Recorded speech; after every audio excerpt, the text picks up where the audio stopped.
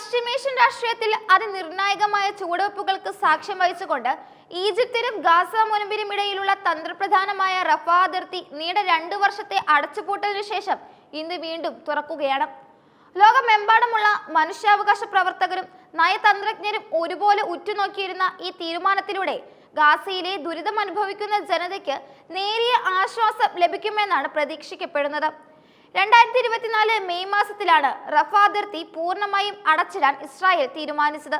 ഹമാസിന്റെ ആയുധക്കടത്ത് തടയുന്നതിനും സുരക്ഷാ മുൻകരുതലുകൾക്കുമായി എടുത്ത ആ തീരുമാനം ഗാസയിലേക്കുള്ള അവശ്യവസ്തുക്കളുടെ വരവിനെ പൂർണ്ണമായും തടസ്സപ്പെടുത്തിയിരുന്നു. എന്നാൽ മാറിയ രാഷ്ട്രീയ സാഹചര്യത്തിലും അന്താരാഷ്ട്ര സമ്മർദ്ദങ്ങൾക്കും ഒടുവിൽ നിയന്ത്രിതമായ രീതിയിലാണെങ്കിലും അതിർത്തി തുറക്കാൻ ഇസ്രായേൽ ഭരണകൂടം ഇപ്പോൾ തയ്യാറായിരിക്കുന്നത് വലിയൊരു മാറ്റത്തിന്റെ സൂചനയായാണ് വിലയിരുത്തപ്പെടുന്നത്. 2023 ഒക്ടോബറിൽ ഇസ്രായേൽ ഹമാസ് സംഘർഷം ആരംഭിച്ചതിന് പിന്നാലെ സുരക്ഷ തേടി ഗാസ വിട്ടുപോയ പലസ്തീനികൾക്ക് ഇതോടെ തിരികെ വരാനുള്ള അവസരം ഒരുങ്ങുകയാണ്. എന്നിരുന്നാലും ഇത് പൂർണ്ണമായ തോതിലുള്ള പ്രവേശനമല്ലെന്നും മുൻകൂർ അനുമതിയോടെ നിയന്ത്രിതമായ നീക്കം മാത്രമായിരിക്കുമെന്നും ഇസ്രായേൽ അധികൃതർ വ്യക്തമാക്കിയിട്ടുണ്ട്. പുതിയ ക്രമീകരണങ്ങൾ അനുസരിച്ച് പ്രതിദിനം 150ഓളം പേർക്ക് ഗാസയ്ക്ക് പുറത്തേക്ക് യാത്ര ചെയ്യാൻ സാധിക്കും. ഇതിൽ പ്രധാനമായും ചികിത്സ ആവശ്യമുള്ള രോഗികൾക്കും അവരുടെ 2 കൂട്ടിരിപ്പുകാർക്കുമായിരിക്കും മുൻഗണന നൽകുന്നത്. അതേസമയം 50 പേർക്ക് പ്രതിദിനം ഗാസയ്ക്ക് അകത്തേക്ക് പ്രവേശിക്കാനും അനുമതി ഉണ്ടാകും. ഗാസയിലെ തകർന്നടിഞ്ഞ ആരോഗ്യ സംവിധാനങ്ങൾക്കിടയിൽ ചികിത്സ ലഭിക്കാതെ ബുദ്ധിമുട്ടുന്നവർക്ക് ഈ തീരുമാനം വലിയൊരു അനുഗ്രഹമായി മാറും. വിദേശ രാജ്യങ്ങളിൽ ചികിത്സ തേടാൻ ആഗ്രഹിക്കുന്നവർക്ക് ഈ അതിർത്തി തുറക്കൽ വലിയൊരു പ്രതീക്ഷയാണ് നൽകുന്നത്. ഹമാസിന്റെ നീക്കങ്ങൾ നിരീക്ഷിക്കുന്നതിനായി അതിർത്തിയിൽ കർശനമായ പരിശോധനാ സംവിധാനങ്ങൾ ഇസ്രായേൽ സൈന്യം ഏർപ്പെടുത്തിയിട്ടുണ്ട്. അമേരിക്ക മുന്നോട്ട് വെച്ച സമാധാന പദ്ധതിയുടെ ഭാഗമായാണ് ഈ നടപടികൾ സ്വീകരിച്ചിരിക്കുന്നത്. വെടിനിർത്തൽ വ്യവസ്ഥകൾ പ്രകാരം ഹമാസ് തങ്ങളുടെ പക്കലുണ്ടായിരുന്ന ബന്ദികളെ കൈമാറ്റം ചെയ്തതിന് പിന്നാലെയാണ് ഇസ്രായേൽ ഇത്തരമൊരു അയഞ്ഞ നിലപാട് സ്വീകരിച്ചത് എന്നത് ശ്രദ്ധേയമാണ്. അതിർത്തി തുറക്കാനുള്ള നടപടികൾ ഒരു വശത്ത് നടക്കുമ്പോഴും ഗാസയിൽ ഇസ്രായേൽ നടത്തുന്ന ആക്രമണങ്ങൾ അങ്ങേയറ്റം കഠിനമായി തുടരുന്നതും ആശങ്ക വർദ്ധിപ്പിക്കുന്നുണ്ട്. കഴിഞ്ഞ 24 മണിക്കൂറിനിടെ മാത്രം ഇസ്രായേൽ നടത്തിയ വ്യോമാക്രമണങ്ങളിൽ 32 പലസ്തീനികളാണ് കൊല്ലപ്പെട്ടത്. ഹമാസ് വെടിനിർത്തൽ ലംഘിച്ചുവെന്നാരോപിച്ചാണ് ഇസ്രായേൽ സൈന്യം വീണ്ടും ആക്രമണം കടുപ്പിച്ചത്. ഗാസ സിറ്റി, അൽ മുവാസി, ഖാൻ യൂനിസ് എന്നിവിടങ്ങളിലെ അഭയാർത്ഥി കൂടാരങ്ങൾക്ക് നേരെയാണ് പ്രധാനമായും ആക്രമണം ഉണ്ടായത്.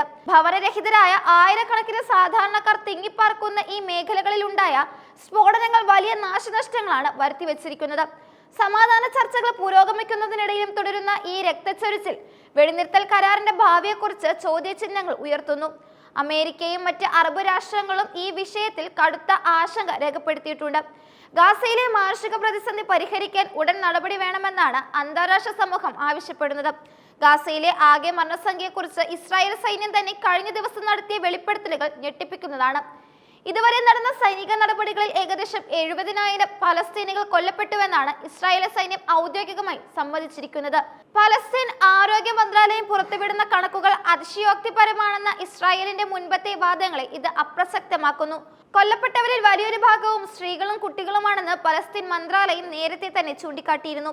ഇസ്രായേൽ സൈന്യത്തിലെ ഒരു മുതിർന്ന ഉദ്യോഗസ്ഥൻ മാധ്യമങ്ങളോട് സംസാരിക്കവേ ഫലസ്തീൻ ആരോഗ്യ മന്ത്രാലയത്തിന്റെ കണക്കുകൾ ഏതാണ്ട് ശരിയാണെന്ന് തുറന്നു പറഞ്ഞത് ഇതാദ്യമായാണ്. ഇത്രയും വലിയ തോതിലുള്ള ആൾനാശം ഗാസയിലെ ജനതയുടെ സാമൂഹികവും മാനസികവുമായ തകർച്ചയ്ക്കും കാരണമായിട്ടുണ്ട്. നഗരങ്ങൾ ഒന്നടങ്കം തകർന്നടിഞ്ഞ അവസ്ഥയിലാണ് ഇപ്പോഴുള്ളത്. റഫാ അതിർത്തി തുറക്കുന്നത് കേവലം യാത്രാ സൗകര്യത്തിന് മാത്രമല്ല, മറിച്ച് ഗാസയിലേക്കുള്ള മാനുഷിക സഹായങ്ങളുടെ ഒഴുക്കിനും പ്രധാനമാണ്. നിലവിൽ ഗാസയിൽ ഭക്ഷണത്തിനും മരുന്നിനും കടുത്ത ക്ഷാമം നേരിടുന്നുണ്ട്. അതിർത്തി തുറക്കുന്നതോടെ കൂടുതൽ ട്രക്കുകൾക്ക് സഹായ സാമഗ്രികളുമായി ഗാസയിലേക്ക് പ്രവേശിക്കാൻ സാധിക്കുമെന്നാണ് കരുതുന്നത്. എന്നാൽ ഇസ്രായേലിന്റെ സുരക്ഷാ പരിശോധനകൾ ഇതിന് എത്രത്തോളം വേഗത നൽകുമെന്ന് കണ്ടറിയണം. ഇതിനിടെ ഹമാസും ഇസ്രായേലും തമ്മിലുള്ള രാഷ്ട്രീയ തർക്കങ്ങൾ പരിഹരിക്കാൻ ഖത്തറിന്റെയും ഈജിപ്തിന്റെയും നേതൃത്വത്തിൽ തീവ്രമായ ചർച്ചകൾ നടന്നു വരികയാണ്.